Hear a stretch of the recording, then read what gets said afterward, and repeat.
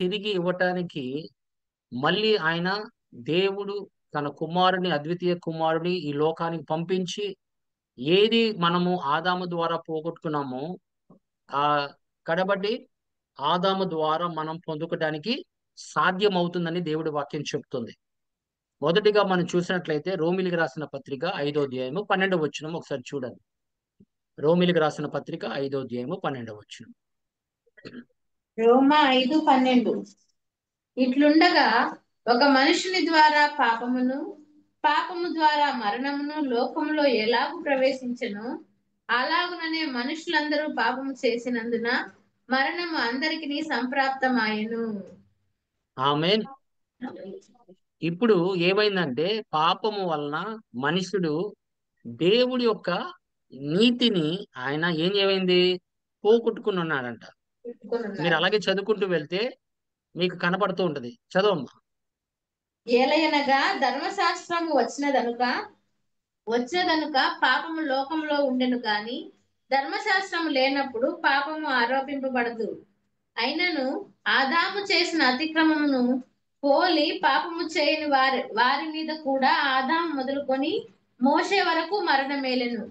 ఆదాము రాబో వానికి గురితై ఉండెను, అయితే అపరాధము కలిగినట్టు కృపావరం కలుగుటలేదు. ఎట్లనగా ఒకని అపరాధము వలన అనేకులు చనిపోయిన ఎడల మరి ఎక్కువగా దేవుని కృపయు యేసుక్రీస్తును ఒక మనుషుని కృపచేతనైన దానమును అనేకులను విస్తరించెను.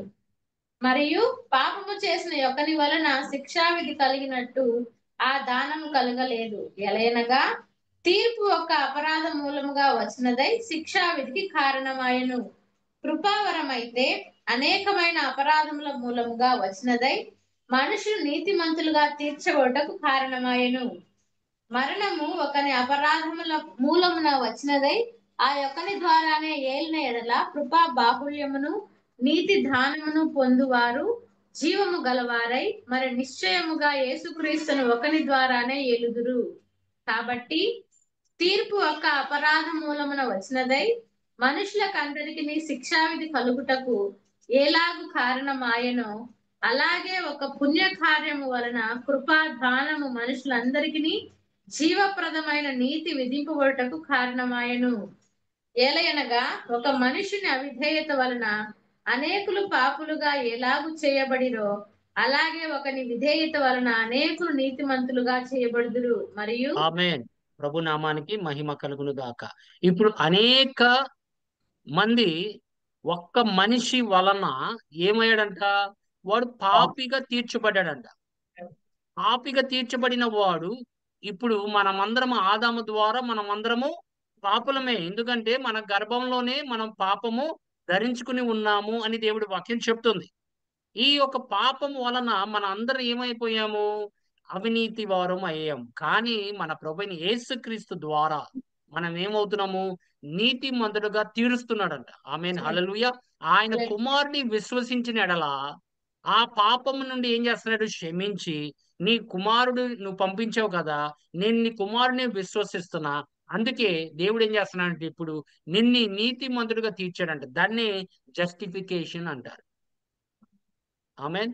నీతిమంతుడిగా తీర్చడమే ఇంగ్లీష్ లో జస్టిఫికేషన్ అంటారు. అంటే నువ్వు అసలు పాపమే చేయలేనట్టుగా దేవుడు ముందు నిలబడవు. ఎందుకంటే పరిశుద్ధమైన రక్తం ద్వారా నువ్వు కడగబడి నిన్ను పరిశుద్ధపరిచాడు. కాబట్టి 2 కొరింథీయులకు రాసిన పత్రిక 5వ అధ్యాయం 21 వచనం ప్రకారంగా మనమందరము దేవుడి యొక్క నీతి మనం అయిపోయామంట. చూడండి అమ్మ ఒకసారి.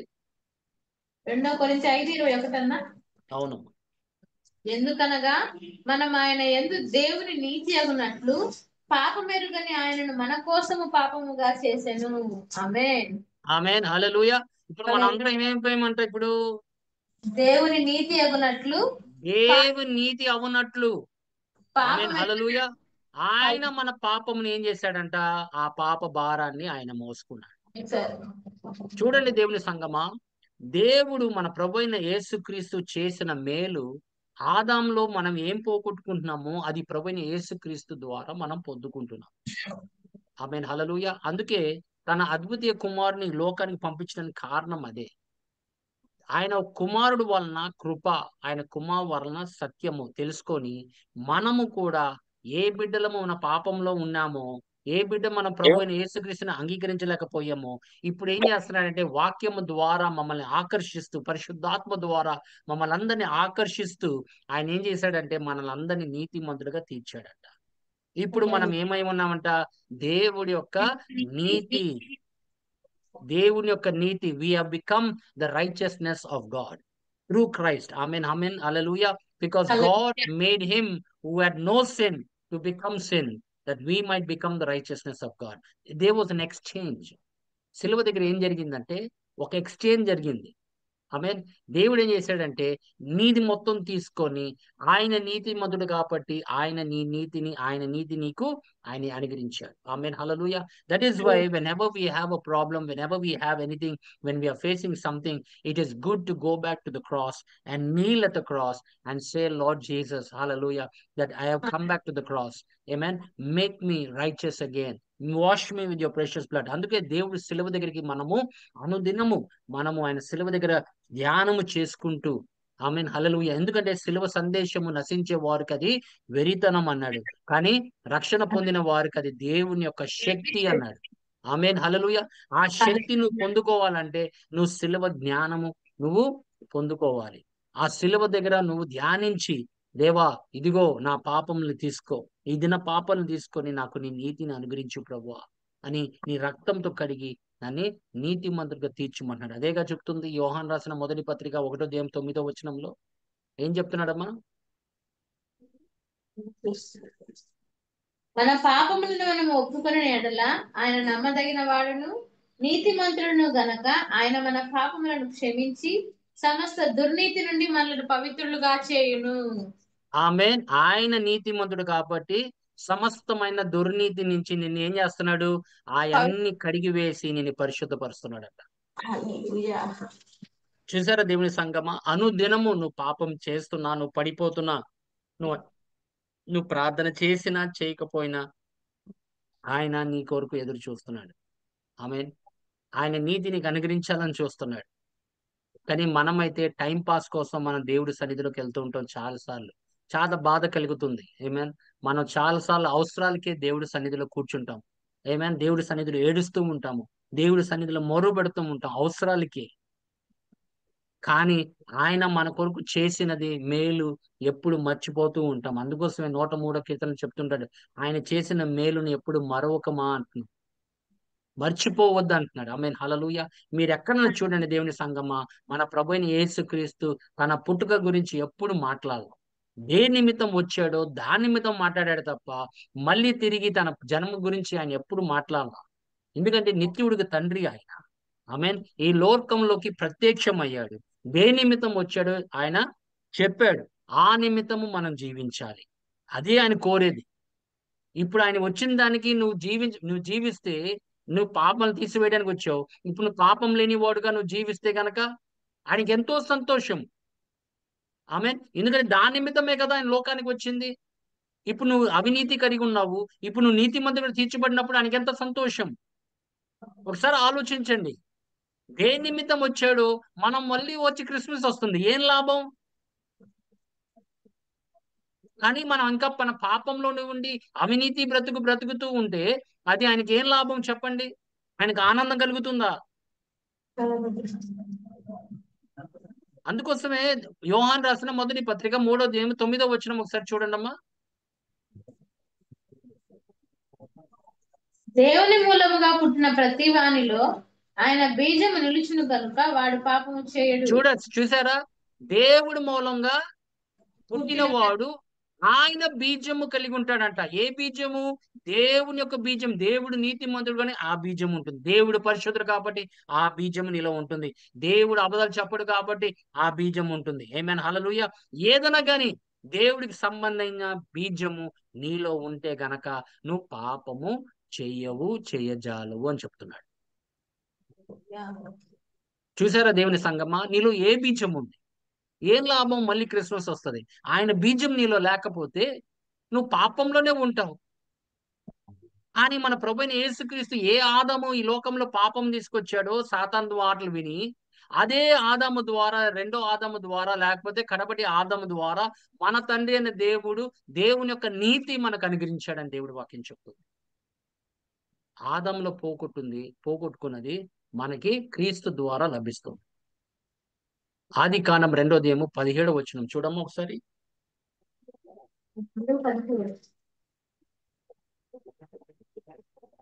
అయితే మంచి చెడ్డల తెలివినిచ్చు వృక్ష ఫలములను తినకూడదు, నీవు వాటిని తినదినమున నిశ్చయముగా చచ్చెదవని నరునికి ఆజ్ఞాపించాను.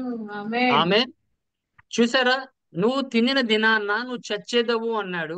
నా 930 సంవత్సరాలు ఆయన జీవించాడు ఆదాం, తర్వాత చనిపోయాడు. కానీ దేవుడైతే ఆయన నిత్య జీవం కొరకు ఆయన సృష్టించాడు. అందుకోసమే జీవవృక్ష ఫలముని తినుమని సెలవిచ్చాడు. ఈ చెట్టు జోలికి వెళ్ళొద్దని చెప్పాడు. నువ్వు తినరాదని చెప్పాడు. ముట్టరాదని చెప్పలా, తినరాదని చెప్పాడు. కానీ తన అవిధేయత వలన ఆయన తిని ఈ లోకానికి ఏం తీసుకొచ్చాడు? పాపమే కాదు, పాపంతో పాటు మరణాన్ని కూడా తీసుకొచ్చాడు. ఏమేన్ మరణాన్ని కూడా తీసుకొచ్చాడు. కానీ ఈ లోకంలోకి పంపించిన దేవుడు కుమారుడు ఏం తీసుకొచ్చాడు? కొరింథీయులకు రాసిన మొదటి పత్రిక 15:22.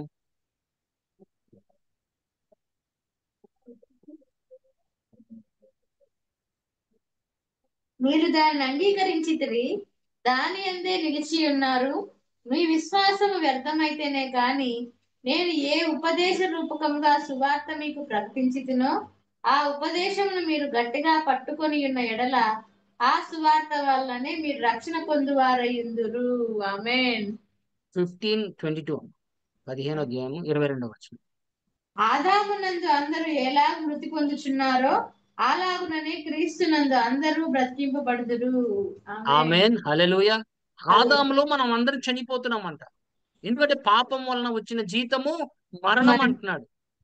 ఆ మరణము అందరి మీదకు వేలాడింది. కానీ ఏలినప్పుడు మన ప్రభు అయిన యేసుక్రీస్తు వచ్చి దాన్ని వెంటనే కట్ ఆఫ్ చేశాడు.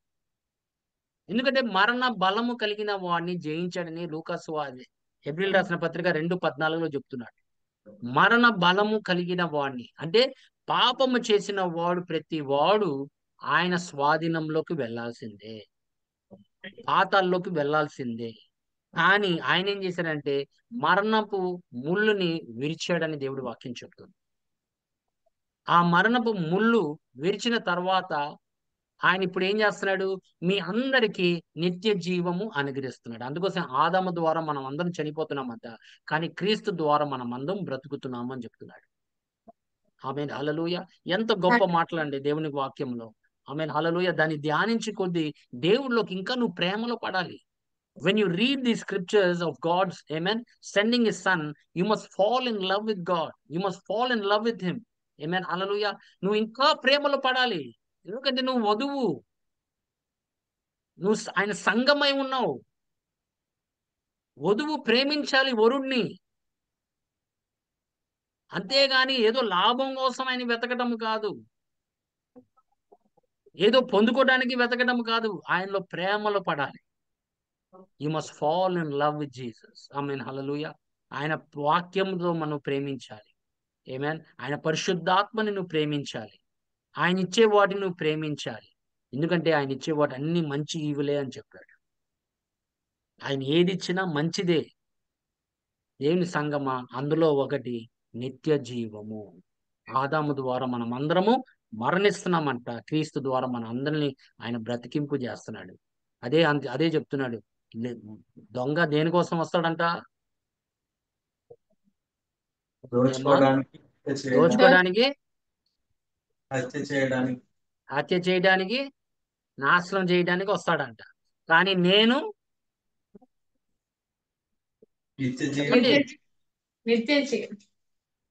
ఏంటమ్మా, ఎన్నిసార్లు చదువుంటారమ్మా లేఖనములు?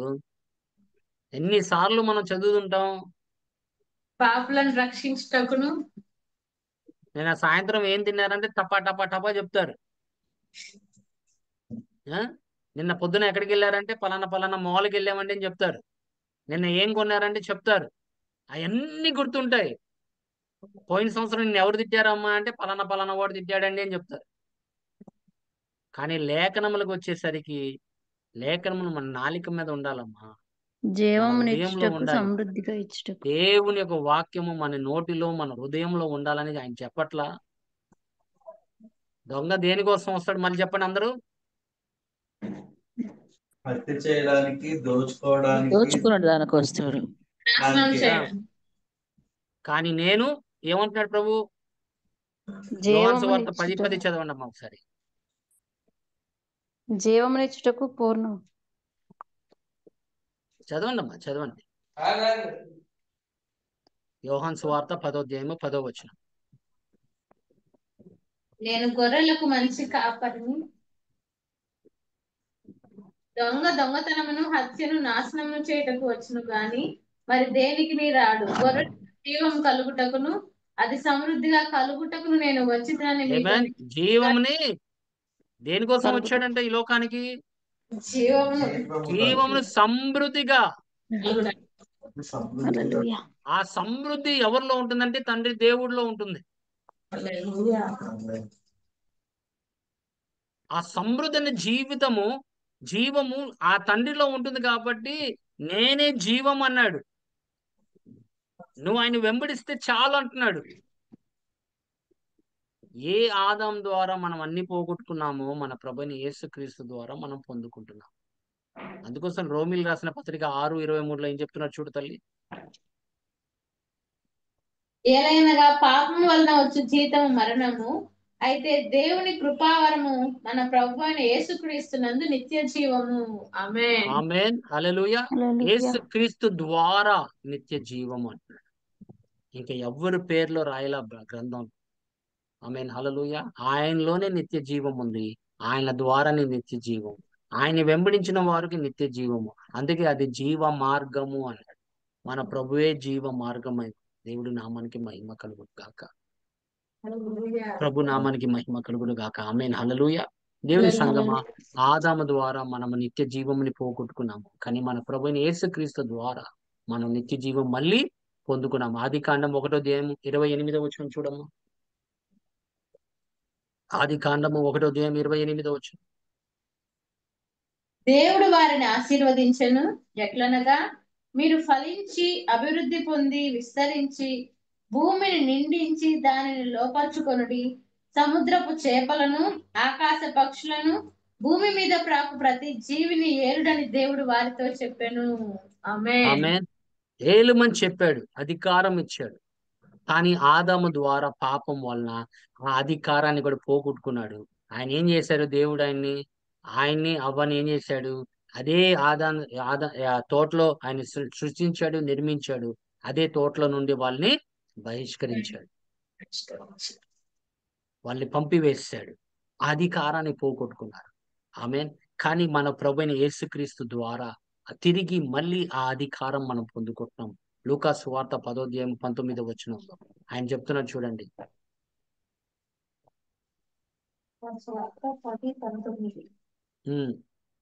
ఇదిగో పాములను తేళ్లను త్రొక్కుటకును శత్రువు బలం అంతటి మీదను మీకు అధికారం అనుగ్రహించి ఉన్నాను.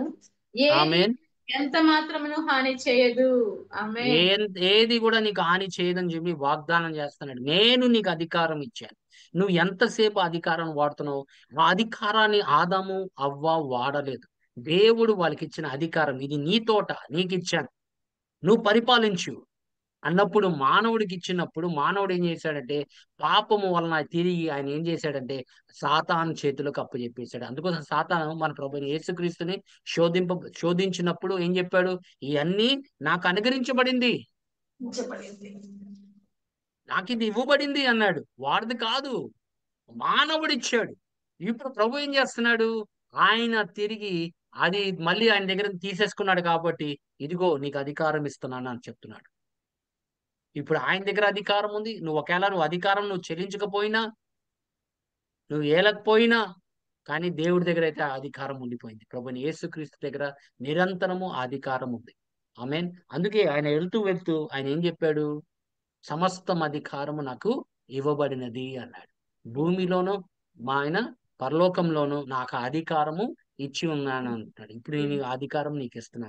ఇప్పుడు నువ్వు దయ్యాన్ని వెళ్ళకు, నువ్వు ప్రార్థన చేయి, నీకు అధికారం ఇచ్చాను, ప్రార్థన చేయి, ఏది కావాలన్న ప్రార్థన చేయి, అధికారాన్ని వాడుకో అని చెప్తున్నాడు. కానీ మన అధికారం వాడుకుంటామా? లేదు. పరిస్థితిని గద్దిస్తామా? లేదు. జరాల్ని మనం గద్దిస్తామా? లేదు. రోగిని గద్దిస్తామా? లేదు. అది మనల్ని ఏలుతుంది. దేవుని సంగమా నీకు అధికారం ఇచ్చాడు, ఆ అధికారాన్ని వాడుకో. నీ బిడ్డల్ని వాడు పక్క త్రోవలోకి తీసుకెళ్ళిపోతున్నాడు, పక్కదారిలోకి తీసుకెళ్ళిపోతున్నాడు. మరి నువ్వు అధికారం వాడుతున్నావా? ఒక తల్లిగా తండ్రిగా నువ్వు అధికారం వాడుతున్నావా? తెలియదు. మన బిడ్డలు మనం సంపాదించుకోవాలి, అధికారం మనం వాడుకోవాలి. లోకంలోకి పడిపోకుండా, లోకాశకు పడిపోకుండా, నేత్రాశకు పడిపోకుండా, జీవపడంబం పడిపోకుండా, నీవు గాని లేకపోతే నీ పిల్లలు గాని లేకపోతే నీ పిల్లల పిల్లలు గాని వాళ్ళు గనక వాడు నిన్ను స్వాధీనపరచడానికి ప్రయత్నం చేస్తున్నప్పుడు వెంటనే వాడిని గద్దించాలి. నీకు జ్ఞానము కలగాలి. దేవుని సంగమా, దేవునికి ఇచ్చిన అధికారము ఆదాము వాడలేదు. కనీసం నువ్వన్న వాడు. నువ్వు వాడితేనే నువ్వు మహిమను చూస్తావు. నువ్వు వాడితేనే వాడి దగ్గర నుంచి వెళ్ళిపోతాడు. యాకోబు చెప్పలా 4:7లో, if you resist the devil he will flee from you. Submit to God, resist the devil and he will flee from you అంటాడు. దేవుడికి లోబడుడి. వాడిని ఏం చేయాలి? దృశ్యంలో ఏం చేయాలి అమ్మా? వారితో కలిసి పాటలు పాడాలి. ఎదురించాలి. నువ్వు దేవుడికి లోబడు, నీకు అధికారం ఇస్తాడు. ఆ అధికారంతో నువ్వు వాడిని ఎదిరించు, వాడు అప్పుడు పారిపోతాడు అంటున్నాడు. చూసారా? నువ్వు ముందు దేవుడికి లోబడితే దేవుడు నీకు అధికారం ఇస్తాడు. ఆ అధికారం తీసుకొని నువ్వేం చేయాలి? ఇప్పుడు వాడిని ఎదిరించాలంట. ఎంతమంది ఎదురుస్తారు చెప్పండి? ఎంతమంది ఎదురుస్తాడు? సౌలు ఏం చేశాడు? దాక్కున్నాడు, మూటలు వెనక దాక్కున్నాడంట. గొలియాతుని చూసి మూటలు ఉన్నాయి చూసారా, అక్కడికి వెళ్ళి కూర్చొని దాక్కున్నాడంట. రాజువేడి అంటే అక్కడ దాక్కుంటున్నాడు. భయపడతారు, గొలియాతుని చూసి భయపడుతున్నారు. 40 రోజులు వాడు భయపిస్తుంటే భయపడుతున్నారు. చూసారా? ఒక్క చిన్న యవనస్తుడు వచ్చి వాడిని ఎదిరించాడు.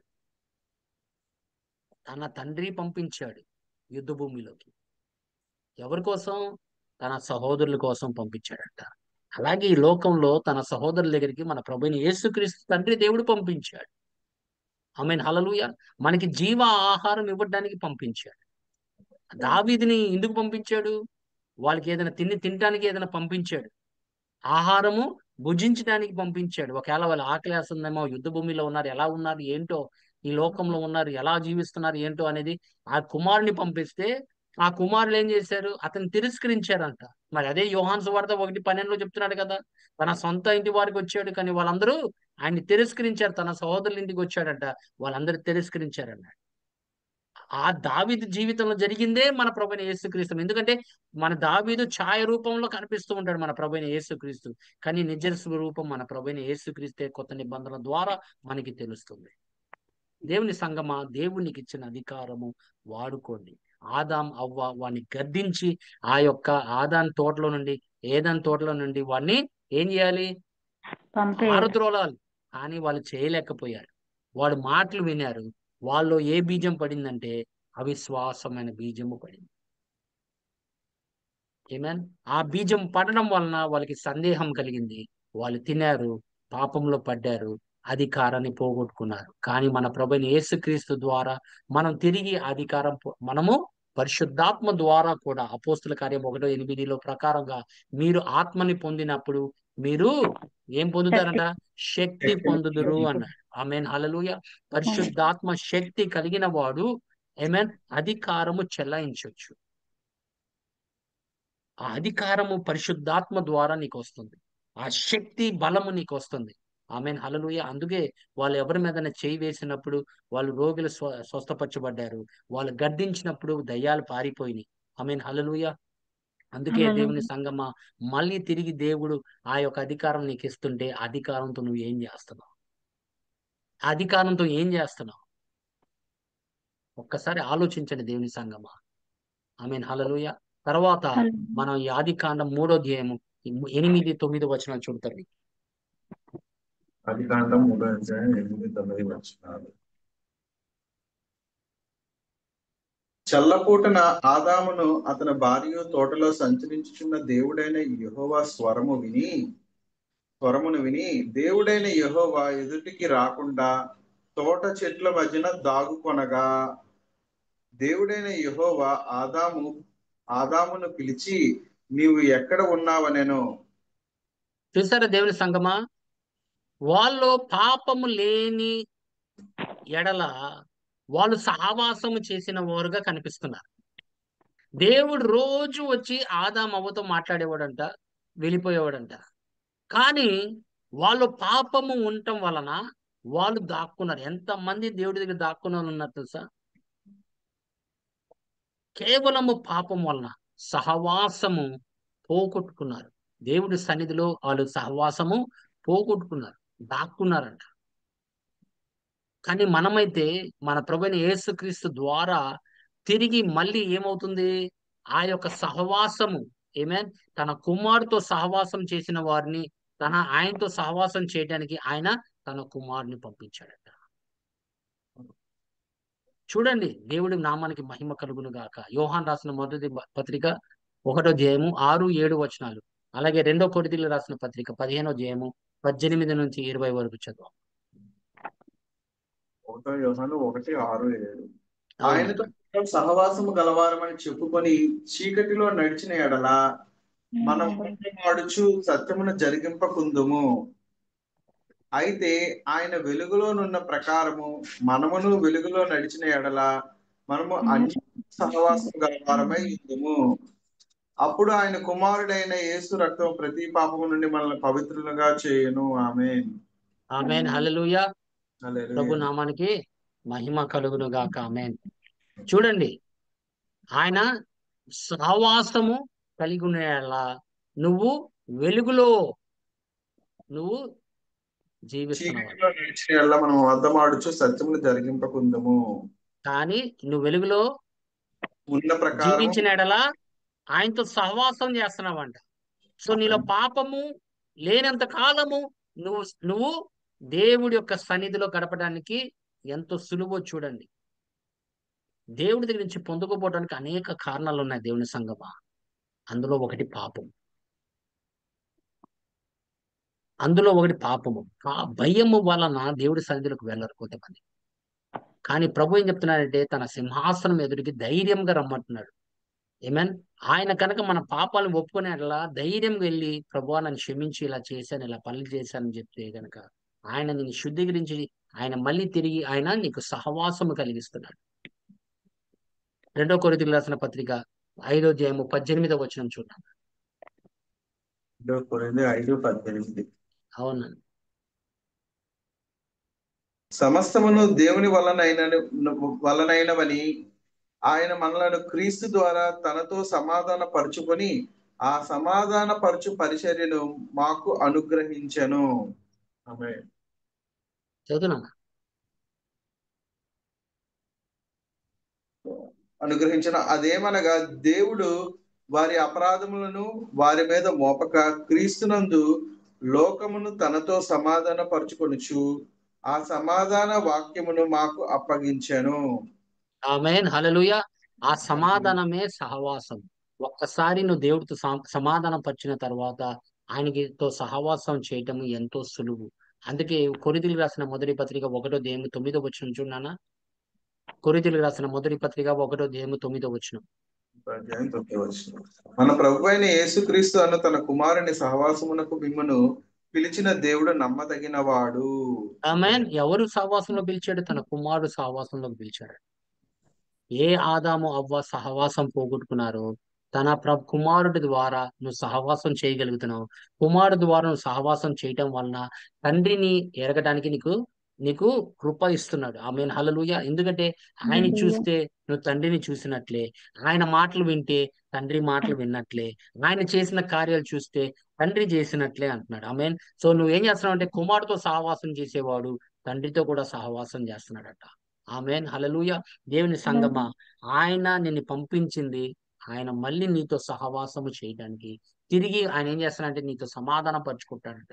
మన ప్రభు అయిన యేసుక్రీస్తు ద్వారా ఆ సమాధాన సువార్త ద్వారా నిన్ను ఆకర్షిస్తూ సమాధాన పరిచి మీ ఇద్దరిని ఆయన ఏం చేస్తున్నాడు, మన ప్రభు అయిన యేసుక్రీస్తు ఆయనతో నువ్వు సహవాసం చేసే కొద్దీ రేపు నిన్ను తండ్రి దగ్గరికి తీసుకెళ్ళబోతున్నాడు. ఆమేన్. ఆమేన్. నీకు తండ్రి దగ్గరికి తీసుకెళ్ళబోతున్నాడు. ఆ తండ్రి ఏమన్ కుమారుడైన రక్తము ద్వారా నిన్ను చూసినప్పుడు ఆయన ఎంతో సంతోషిస్తాడు. ఎందుకంటే ఆయన కనిపించేది ప్రభు రక్తమే. నీ మీద ప్రభు రక్తం ఉందా లేదని చూస్తాడు. ఎందుకంటే ఆ రక్తమే నీ పాపెత్తి. ఎందుకంటే దేవుడి ముందు ఎవరు నిలబడలేరు. మన ప్రభువైన యేసు రక్తము ద్వారానే మనం దేవుడి యొక్క పరిశుద్ధమైన సన్నిధిలో నిలవగలము. దేవుని సంగమా, మళ్ళీ తిరిగి మనం సహవాసానికి రావాలి. మన ప్రభువైన యేసుక్రీస్తు రాకడ అతి సమీపం ఉంది. ఒకప్పుడు నువ్వు బాగా పాడేవాడేమో, ఒకప్పుడు నువ్వు బాగా పాటలు పాడేవాడు, ఒకప్పుడు బాగా వాక్యం చదివేవాడు, ఒకప్పుడు బాగా అందరికి నువ్వు ఆయన సాక్ష్యం చెప్పేవాడేమో, కానీ ఇప్పుడు చెప్పట్లేదేమో. ఆయన ప్రేమ చల్లారైపోయిందేమో, అగ్ని చల్లారైపోయిందేమో. ఒక్కసారి దేవుని అడుగు, నా హృదయాన్ని మళ్ళీ మండించు ప్రభువా, నా సహవాసంలోకి మళ్ళీ తీసుకురా ప్రభువా అని అడగాలి నువ్వు. అడిగితే మళ్ళీ ఆ యొక్క అగ్నిని నీలో మండిస్తాడు.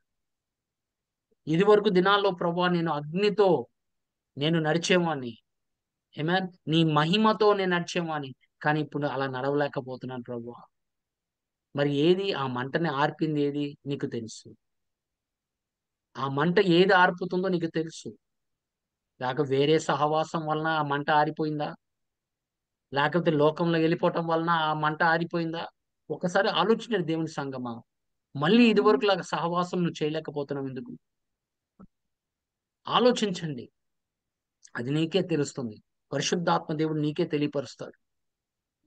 ఎందుకు ఇదివరకు లాగా నువ్వు సహవాసం చేయలేకపోతున్నావు? ఇదివరకు నువ్వు ఎలాగ నువ్వు చదవలేకపోతున్నావు వాక్యము? ఇదివరకు లాగా నువ్వు వాక్యము గురించి అనేక మందికి నువ్వు ప్రకటించేవాడివేమో, లేకపోతే ప్రకటించేదానివేమో, కానీ ఇప్పుడు చేయలేకపోతున్నావు అంటే నువ్వు సహవాసం ఆయనతో చేయట్లేదు. ఆయనతో సహవాసం చేయాలి. అందుకోసమే మా సహవాసము మన తండ్రితో అన్నాడు. ఆమేన్. We have fellowship with God through our Lord Jesus Christ అంటున్నాడు యోహాన్. తన కుమారుడు ద్వారా తండ్రితో ఆయన సహవాసం చేస్తున్నాడంట. దేవుడితో సహవాసము లేకపోతే కుమారుడితో సహవాసం చేసిన వారు వాళ్ళు దేవుని యొక్క శక్తి వాళ్ళు పొందుతారు. ఆమేన్. ఆ శక్తి ద్వారా నువ్వు ఆయనకి సాక్ష్యంగా నిలబడొచ్చు. శక్తి లేకపోతే ఏమీ లేదు, ఉట్టి మాటలు ఉంటాయి. ఆమేన్ హల్లెలూయా. నీ మాటల్లో ఒట్టి మాటలే ఉంటాయి, ఏమి శక్తి ఉండదు. కానీ పౌలు గారు ఏం చెప్తున్నాడు? దేవుని రాజ్యము మాటల ద్వారా ద్వారా కానే కాదు అంటున్నాడు, దేవుని యొక్క శక్తి ద్వారా అంటున్నాడు. దేవుని నామానికి మహిమ కలుగును గాక. హల్లెలూయా. ఆ శక్తి నీలో ఉండాలి. ఆ శక్తి నీలో ఉండాలంటే ఆయనతో సహవాసం చేయాలి. ఏ సహవాసం ఆదాం అవ్వ పోగొట్టుకున్నారు, తిరిగి మనకి ఇవ్వటానికి, ఆ సహవాసం ఇవ్వటానికి మన ప్రభు యేసుక్రీస్తు ఈ లోకానికి వచ్చాడంట. ఆమేన్. తర్వాత ఆదికాండం 3వ అధ్యాయము 7 నుండి 19 వరకు చదవమ్మా. ఆదికాండం 3వ అధ్యాయం 7 నుంచి 19. అప్పుడు వారిద్దరి కన్నులు తెరవబడెను. వారు తాము దిగంబరులమని తెలుసుకొని అంజూరపు ఆకులు కుట్టి తమకు కచ్చడములు చేసుకొనిరి. చల్లపూటన ఆదాము అతని భార్య అయిన తోటలో సంచరించుచున్న దేవుడైన యెహోవా స్వరమును విని, దేవుడైన యెహోవా ఎదుటికి రాకుండా తోట చెట్ల మధ్యన దాగుకొనగా, దేవుడైన యెహోవా ఆదామును పిలిచి, నీవు ఎక్కడ ఉన్నావు నేను? అందుకు అతడు, నేను తోటలో నీ స్వరము వినినప్పుడు దిగంబరినిగా నుంటినై కనుక భయపడి దాగుకొంటినెను. అందుకు ఆయన, నీవు దిగంబరువని నీకు తెలిపిన వాడెవడు? నీవు తినకూడదని నేను నీకు ఆజ్ఞాపించిన వృక్ష ఫలములు తింటివా అని అడిగాను.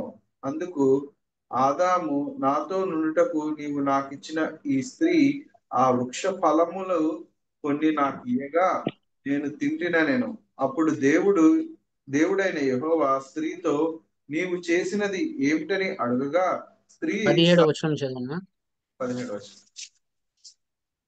ఆయన ఆదాముతో నీవు నీ భార్య మాట విని తినవద్దని నేను నీకు ఆజ్ఞాపించిన వృక్ష ఫలములు తింటివి గనుక నీ నిమిత్తము నేల శపింపబడి ఉన్నది. ప్రయాసముతోనే నీవు బ్రతుకు దినములన్నీయు దాని పంట తిందువు. ఆమేన్. చూసారా, ఆదాము వలన ఈ లోకంలోకి ఏమొచ్చింది? పాపమే కాదు, మరణమే కాదు, దేవుడితో సహవాసం పోగొట్టుకోవడమే కాదు, ఈ లోకంలో శాపం కూడా వచ్చింది. లోకంలో శాపం వచ్చింది అంటే వాళ్ళ జీవిత కాలం అంతా వాళ్ళు కష్టపడి భూమిని దున్ని వాటిలోంచి వచ్చేవి వాళ్ళు తినాలి అని చెప్పాడు. కానీ దేవుడు ఏర్పరచబడినది ఆ తోటలో వాళ్ళు తినలేకపోయారు. చూసారా, దేవుడు ఏర్పరచబడినది వాళ్ళు తినేవారు, హ్యాపీగా సంతోషంగా దాంట్లో ఉండేవారు. కానీ ఆ యొక్క అవిధేయత వలన పాపంలో పడి వాళ్ళు బహిష్కరించబడి వాళ్ళు నేను తరిమేసిన తర్వాత వాళ్ళు ఏం చేశారు? వాళ్ళు తిండి కోసము, తిప్పల కోసము వాళ్ళు ఏం చేశారు? భూమిని దున్నుతూ ఇంకా పంటలు కష్టపడి చెమట్లు, దేవుని సంగమ చూడు కష్టాలు, మనిషి కష్టాలు ఎలా వచ్చినాయి. అయినా కూడా దేవుడు కనికరము కలిగిన వాడు కాబట్టి, దయ కలిగిన వాడు కాబట్టి ఆయన మత్తయి సువార్త 27:29 చూడన్నాను ఒకసారి. మత్తయి 27 29.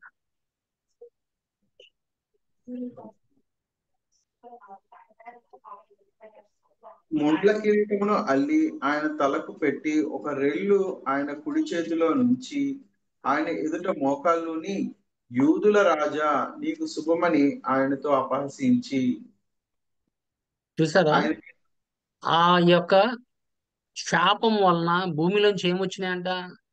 ముండ్లు ఏమొచ్చింది? ముళ్ళు ముళ్ళ చెట్లు రాలా? ఆ పొద- ముళ్ళు చెట్టుని ఏం చేశాడు? ఆయనే ధరింపు చేసుకొని ఆ యొక్క కిరీటంగా ఆయన ధరింపు చేసినప్పుడు ఆ శాపము కూడా ఆయన నీకు ధరించుకొని అబ్రహాము దీవెనలు నీకు కలగాలని ఆయన ఆశించాడు. ఆమేన్, హల్లెలూయా. ప్రభు నామానికి మహిమ కలుగును గాక. హల్లెలూయా. ఏంటమ్మా శాపం ఏంటి? రోగాలేంటి? అన్ని మత్తయి సువార్త 8:16 వచనం చూడండి ఒకసారి. 16, 17.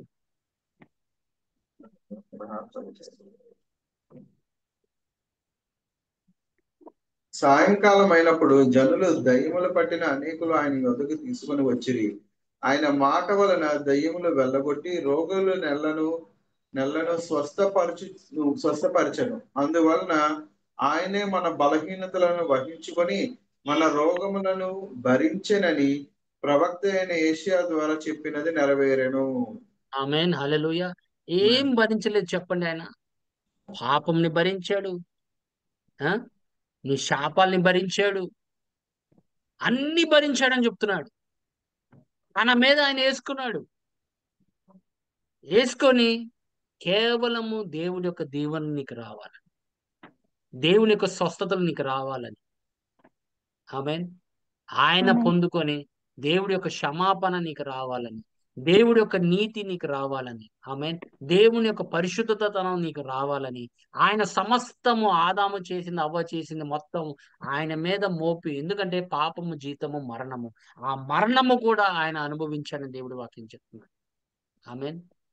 ఆయన ఆమేన్. నీలాగా నాలాగా శరీరధారి ఆయన కూడా పాపముని ఆయన భరించాడంట. తన మీద ఆయన మోసుకొని ఆ యొక్క కొరడ దెబ్బలతో తిని ఆయన ఏ శిక్ష మన మీద పడాల్సిందో ఆయన మీద పడేటట్టుగా తండ్రి చేసి ఆయన ఎంతో నిరాకారం చేసిన తర్వాత చనిపోయి పాత పెట్టబడి మూడో దినాన లేచి ఇదిగో ఈ సమస్త అధికారము నాకు ఇవ్వబడింది అంటున్నాడు. ఇదిగో మళ్ళీ నేను నిన్ను దీవిస్తానని వాగ్దానం చేస్తున్నాడు. ఆమేన్, హల్లెలూయా. క్రీస్తులో మనకు అన్ని వాగ్దానాలు ఇచ్చి ఉన్నాడు. కేవలము మనం దీవించబడాలని, ఆమేన్, ఆత్మీయంగా దీవించబడాలి, శరీరకంగా దీవించబడాలి, అనేక విషయాల్లో మనం దీవించబడాలని ఆయన ఆలోచిస్తున్నాడు. ఆమేన్, హల్లెలూయా. అందుకే దేవుని సంగమా మనం సిలువ దగ్గరికి వెళ్ళినప్పుడు ఇదిగో ప్రభువా నా శాపం నీకు ఇస్తున్నా, ఆమేన్, హల్లెలూయా, నా సమస్తము నీకు ఇస్తున్నా, amen, in exchange for a blessing. దేవా నీ దీవెనలు నాకు కావాలి, నా పిల్లల మీద నీ దీవెనలు కావాలి, నా కుమారులు కుమార్తెల మీద నీ దీవెనలు కావాలి, నా తరతరాలు కుటుంబం మీద నీ దీవెనలు నాకు కావాలి ప్రభువా. నేనే కాదు, అందరూ ఆ దీవెనలు అనుభవించాలని మనం ఆశించాలి. ఎందుకంటే ఆయన దీవించేవాడు కాబట్టి. ఆమేన్. ఇఫ్ ద లార్డ్ బ్లెస్సెస్, దేవుని వాక్యం చెప్తుందంటే, if the lord blesses, you will not be able to contain it అంటున్నాడు.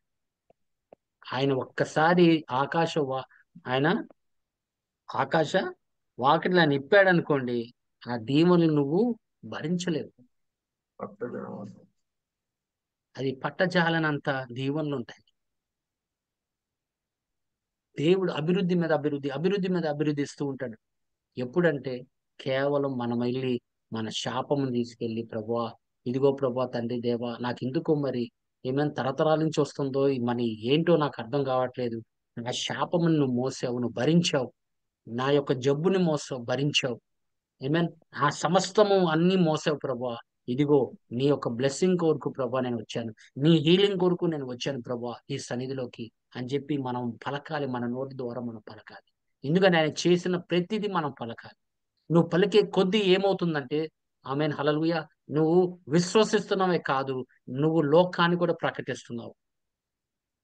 చీకటి రాజ్యం కూడా ప్రకటిస్తున్నావు నీ ప్రభు నీ కొరకు ఏం చేశాడని. గమనించండి దేవుని సంగమా, ఆయన శాపాలు భరించి నీకు దీవెనలు ఇవ్వటానికి ఈ లోకానికి వచ్చాడంట. ఏ ఆదాము ద్వారా మనం ఆ బ్లెస్సింగ్స్ అన్ని పోగొట్టుకున్నామో, మన ప్రభు అయిన యేసుక్రీస్తు ద్వారా మరి తిరిగి అది మనకి పొందుతున్నాము అని దేవుడి వాక్యం చెప్తుంది. ఆమేన్. అలాగే 3వ అధ్యాయం 23వ వచనం, రోమిలకు రాసిన పత్రిక చూడనన్నా ఒకసారి.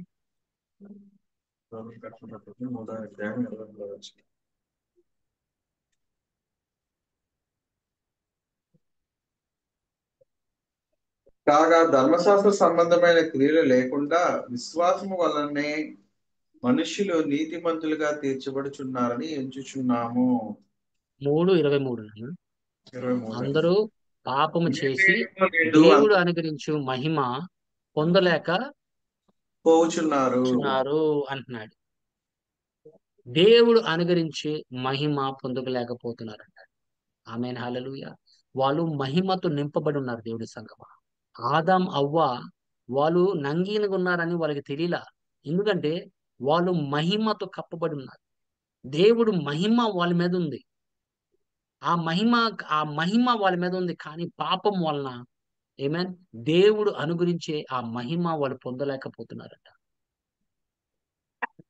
ఆ మహిమని పోగొట్టుకున్నారు కాబట్టి వాళ్ళ యొక్క మనోనేతలు తెరవబడినప్పుడు వాళ్ళు ఏం చేశారు, వాళ్ళ యొక్క శరీరాన్ని చూసుకుంటే వాళ్ళకి బట్టలు లేకుండా కనపడినాయంట. వెంటనే వెళ్ళి దాక్కున్నారు.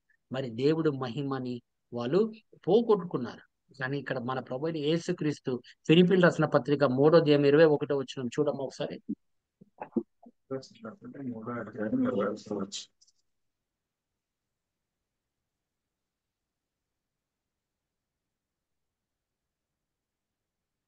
సమస్తమును తనకు లోపరుచుకొన జాలిన శక్తిని బట్టి ఆయన మన దీన శరీరమును తన మహిమ గల శరీరమునకు సమరూపము గల దానిగా మార్చును. ఆమేన్ హల్లెలూయా. ఈ శరీరాన్ని ఎలా మారుస్తారంట? మహిమ కలిగిన శరీరమునకు సమరూపముగా కలిగిన దానిగా మార్చును అంటున్నాడు. ఆమేన్ హల్లెలూయా. ఇప్పుడు ఇది ఎలాంటి శరీరము? ప్రకృతి సంబంధమైన శరీరంలో ఉన్నాం మనం. 2 శరీరాలు ఉన్నాయని చెప్తుంది బైబిల్ 15:45లో కొరింథీయులకు రాసిన పత్రిక. 2 శరీరాలు ఉన్నాయి. ఒకటేమో ప్రకృతి సంబంధమైన శరీరము, ఒకటేమో ఆత్మ సంబంధమైన శరీరము. ఆమేన్. కానీ ప్రకృతిమైన సంబంధమైన శరీరాన్ని అది మహిమ కలిగిన శరీరంగా మార్చబోతున్నాడు. ఎప్పుడంటే ఆయన తిరిగి వచ్చినప్పుడు, ఆయన మేఘాల మీదకి వచ్చినప్పుడు. ఆమేన్. మనం ఏంటంటే ఆ మహిమ కలిగిన శరీరాన్ని ధరింపు చేస్తాడు. అందుకే ఆయన మన కొరకు ఒక స్థలాన్ని సిద్ధపరచడానికి వెళ్ళాడు.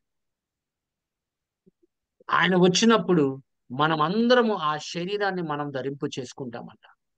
అందుకే అప్పటి నుండి ఇప్పుడు వరకు ఏం చేస్తున్నాయంటే మనల్ని మహిమ నుండి అధిక మహిమలోకి పరిశుద్ధాత్మ ద్వారా మనల్ని మారుస్తూ ఉన్నాడంట లోన. ఆ మహిమ శరీరము ధరించుకోవడానికి మనం సిద్ధపరుస్తున్నాడు. ఏమైనా అలా ఎంతమంది సిద్ధపరుస్తున్నారో నాకు తెలియదు దేవుని సంగమా. మన ప్రభు అయిన యేసుక్రీస్తు రాకడ అతి సమీపంగా ఉంది. అతి సమీపంగా ఉంది. ఆ ఎత్తుపడే గుంపులో నువ్వు ఉంటావో లేదో నాకు తెలియదు. మరి నీకు ఇష్టంగా ఉందో లేదో నాకు తెలియదు.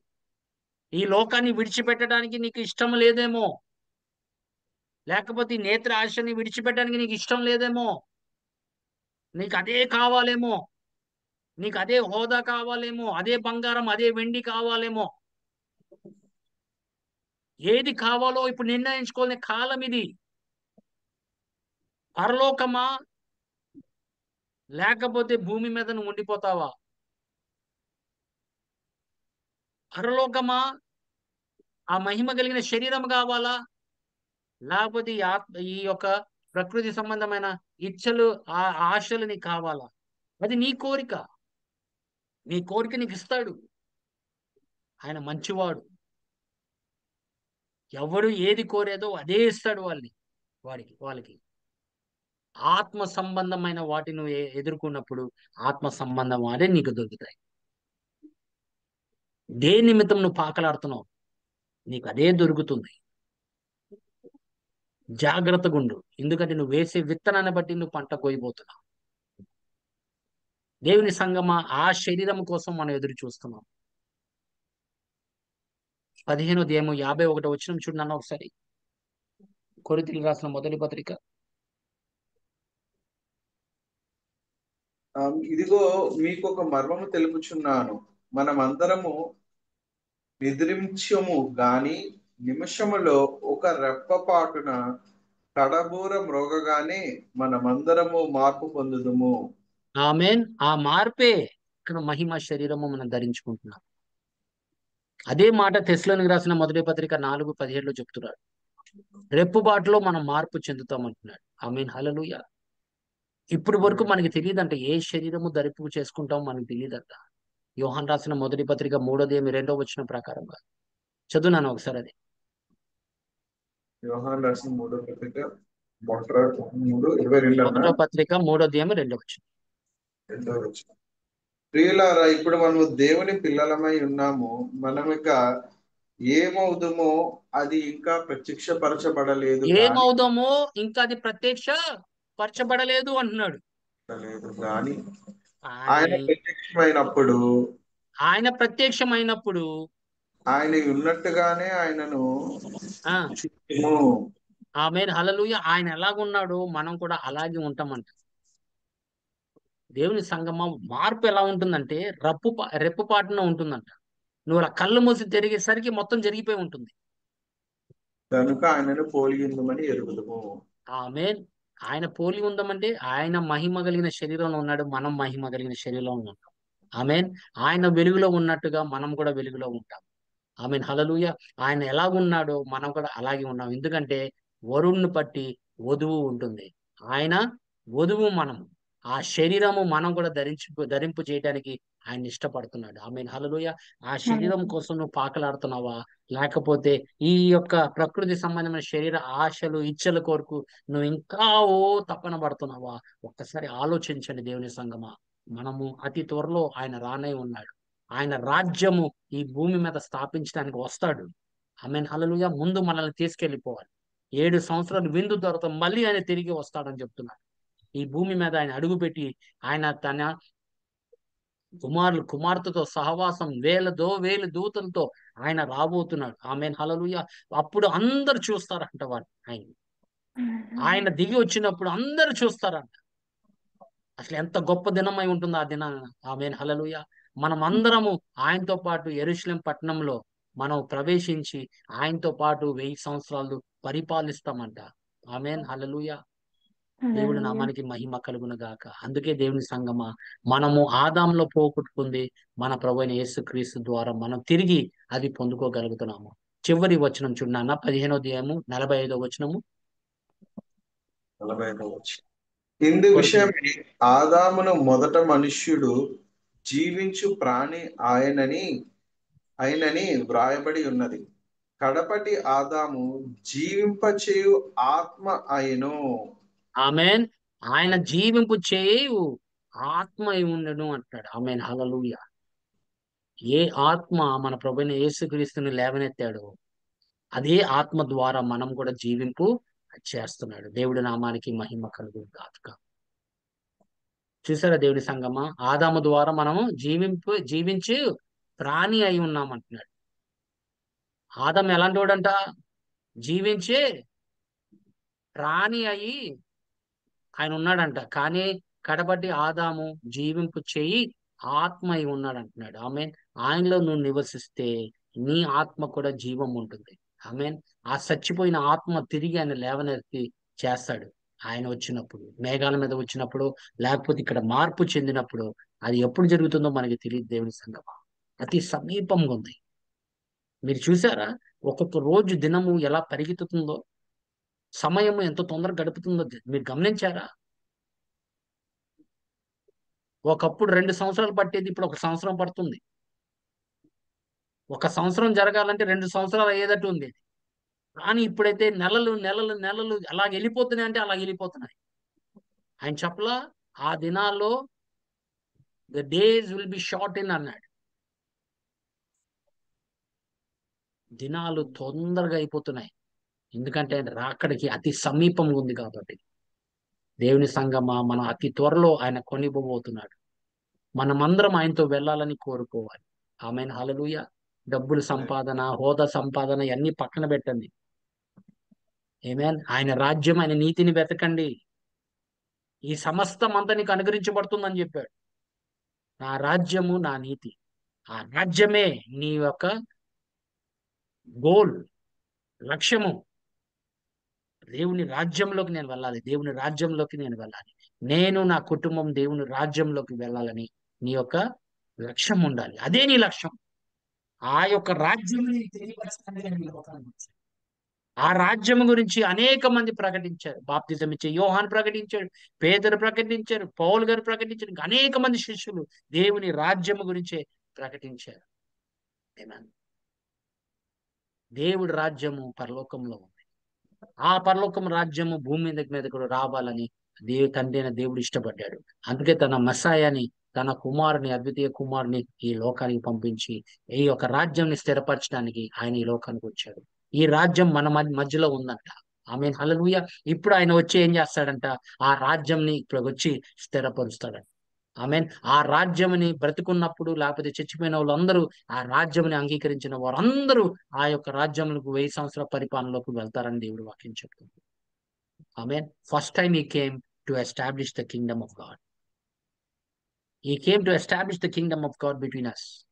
If you accept the kingdom of God, if you're born of water and spirit, you will enter the kingdom of God అని చెప్తున్నాడు. నీటి మూలముగాను, ఆత్మ మూలంగాను దేవుని రాజ్యంలోకి ప్రవేశం ఉంటుందన్నాడు. అందుకోసం ఆయన నామంలో బాప్తిజం పొందండి, నమ్మి బాప్తిజం పొందండి. ఆమేన్. హల్లెలూయా. పాప క్షమాపణ నిమిత్తము అన్నాడు. దేవుడి రాజ్యంలోకి ప్రవేశం అది. ఆ రాజ్యముని అంగీకరించిన వారందరూ రేపు ఆయన రాజ్యము స్థిరపరచబడినప్పుడు ఆ రాజ్యంలో ఉంటారని దేవుడు వాగ్దానం చేశాడు. దేవుని సంగమా, మనం ఆ రాజ్యంలోకి వెళ్ళడానికి మనము ఇష్టపడాలి. లేదా నాకు ఇదే కావాలి, నాకు ఇక్కడే బాగుంది అనుకుంటే అది నీ ఇష్టం.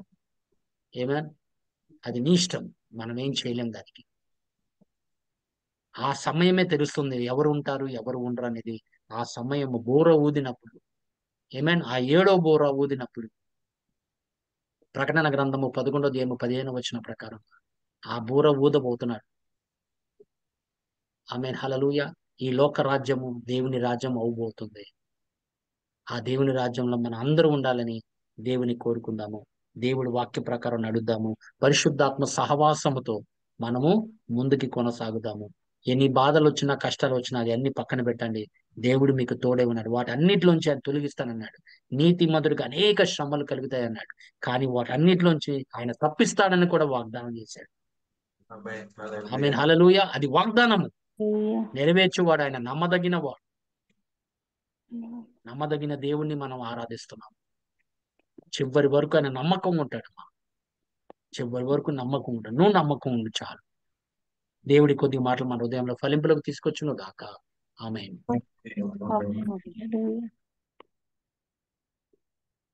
ఎవరో ఒకరు ప్రార్థన చేయండి.